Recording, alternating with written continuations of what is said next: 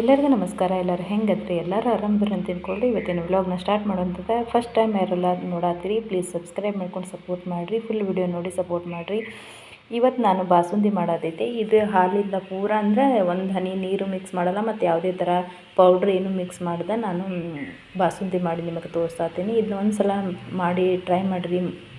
ಪದೇ ಪದೇ ಮಾಡ್ಕೊಂಡು ತಿನ್ನಬೇಕು, ಅಷ್ಟು ಟೇಸ್ಟ್ ಆಗ್ತೈತಿ. ಇದು ನಾನಿಲ್ಲಿ 2 ಲೀಟ್ರ್ ಹಾಲು ಬಳಸೀನಿ ಇದನ್ನು ಮಾಡೋಕ್ಕೆ. ನಾವಿಲ್ಲಿ ಫುಲ್ ಫ್ಯಾಟ್ ಹಾಲು ಬರ್ತೈತಲ್ಲ ಅದನ್ನು ಬಳಸ್ಬೋದು. ನಂಗೆ ಅದು ಸಿಗಲಿಲ್ಲ, ನಾನು ನಾರ್ಮಲ್ ಹಾಲು ಬಳಸೀನಿ. ನಿಮಗೆ ಹಾಲು ಸಿಕ್ಕರೆ ಅದನ್ನು ಬಳಸ್ರಿ. ಇದನ್ನು ಮಾಡುವಾಗ ನಾವು ಫಸ್ಟಿಗೆ ನಾವೇನು ಬೋಗುಣಿ ತೊಗೋತೀವಲ್ಲ ಅದನ್ನು ಸ್ವಲ್ಪ ದಪ್ಪ ತಳದು ತೊಗೋಬೇಕ್ರಿ. ಇಲ್ಲ ಅಂದ್ರೆ ಹಾಲು ಹೊತ್ತಂದ್ರೆ ಟೇಸ್ಟ್ ಎಲ್ಲ ಹೋಗಿಬಿಡ್ತೈತೆ, ಅದರ ಟೇಸ್ಟೇ ಚೇಂಜ್ ಆಗಿಬಿಡ್ತೈತಿ, ಹಂಗಾಕೈತಿ. ಹಾಗಾಗಿ ನಾವು ಸ್ವಲ್ಪ ದಪ್ಪ ತಳದ ಬೋಗುಣಿ ತೊಗೋಬೇಕಾಕೈತಿ. ನೋಡಿರಿ ಇಲ್ಲಿ ಹಾಲು ಎಷ್ಟು ಕಡಿಮೆ ಹಾಕ್ಕೊಂತ ಬರತೈತಿ. ಇದು 2 ಲೀಟ್ರ್ ಹಾಲು ಇದ್ದಿದ್ದು ಸರಿ ಸುಮಾರು ಒಂದು ಅರ್ಧ ಲೀಟ್ರ್ ಆಗುವಷ್ಟು, ಅದ್ರಿಗೆ ಕಡಿಮೆ ಆದರೂ ಅಡ್ಡಿಲ್ಲ, ಅಷ್ಟು ನಾನು ಇಲ್ಲಿ ಹಾಲನ್ನ ಕುದಿಸ್ತೀನಿ.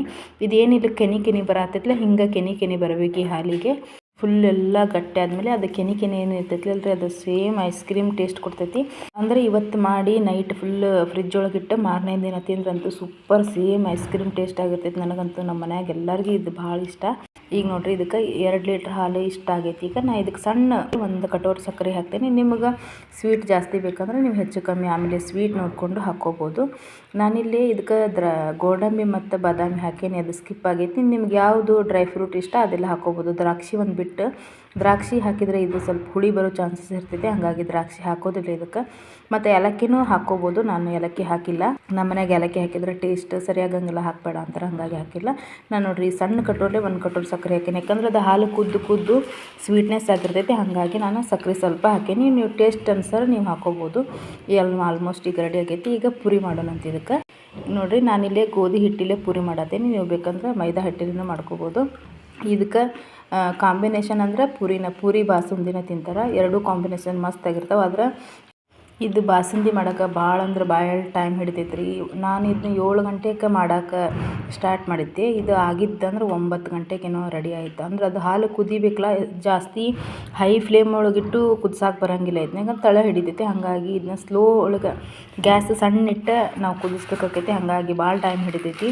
ಈಗ ಆಲ್ಮೋಸ್ಟ್ ಆಗಿತ್ತು. ಈಗ ಸರ್ವ್ ಮಾಡೋಣಂತ ನಾನಿಲ್ಲಿ ಗೋಧಿ ಹಿಟ್ಟಿನ ಪುರಿ ಮಾಡ್ಕೊಂಡೇನಿ. ಮತ್ತು ಈಗ ಬಾಸುಂದಿನ ಇದಂತೂ ಎಷ್ಟು ಇದನ್ನು ನಾನು ತಿಂದರೂ ನನಗೇನು ಬೇಸರ ಆಗಂಗಿಲ್ಲ, ಅಷ್ಟೇ ಟೇಸ್ಟ್ ಆಕೈತಿ. ಒಂದು ಸಲ ಟ್ರೈ ಮಾಡಿರಿ, ಹೆಂಗಾಗಿತ್ತು ಅಂತ ನಂಗೆ ಕಮೆಂಟ್ ಮಾಡಿ ತಿಳಿಸ್ರಿ. ಬರೀ ಪೂರಿ ಬಾಸುಂದಿನ ಟೇಸ್ಟ್ ಮಾಡಿ ನೋಡೋಣ ಅಂತ ಹೆಂಗಾಗಿತ್ತು ಅಂತಂದು ನಾನು ನಿಮ್ಗೆ ತೋರಿಸ್ತೀನಿ ಅಂತ ಹೆಂಗೆ ಕೆನಿ ಬಂದೈತೆ ಅಂತಂದು. ಈಗ ನೋಡ್ರಿ ಹೆಂಗೆ ಮಸ್ತ್ ಆಗೈತಿ. ಇದು ಇವತ್ತಿನಕಿನ ನಾಳೆ ಮಸ್ತ್ ಟೇಸ್ಟ್ ಬಂದಿರ್ತೈತಿ ರೀ. ಇನ್ನೂ ಕಲರ್ ಹೆಂಗೆ ಚೇಂಜ್ ಆಗೈತೆ ನೋಡಿರಿ.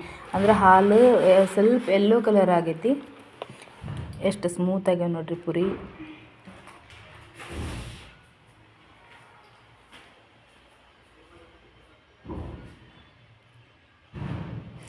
ಇದು ಮಾರನೇ ದಿನ ನಾನು ಫ್ರಿಜ್ ಒಳಗೆ ಇಟ್ಟಿದ್ನಲ್ಲ ಅದನ್ನು ನಿಮಗೆ ತೋರ್ಸಾತೀನಿ. ನಿನ್ನಿಕಿನ ಸ್ವಲ್ಪ ಗಟ್ಟಿಯಾಗಿರ್ತೈತಿ. ಇದು ಸೇಮ್ ಐಸ್ ಕ್ರೀಮ್ದು ಆಗಿರ್ತೈತಿಲ್ಲ ಹಂಗೆ ಟೇಸ್ಟ್ ಬರ್ತೈತಿ. ಇದು ನೋಡಿರಿ ನಿನ್ನಿಕಿನ ಸ್ವಲ್ಪ ಗಟ್ಟಿಯಾಗಿರ್ತೈತಿ.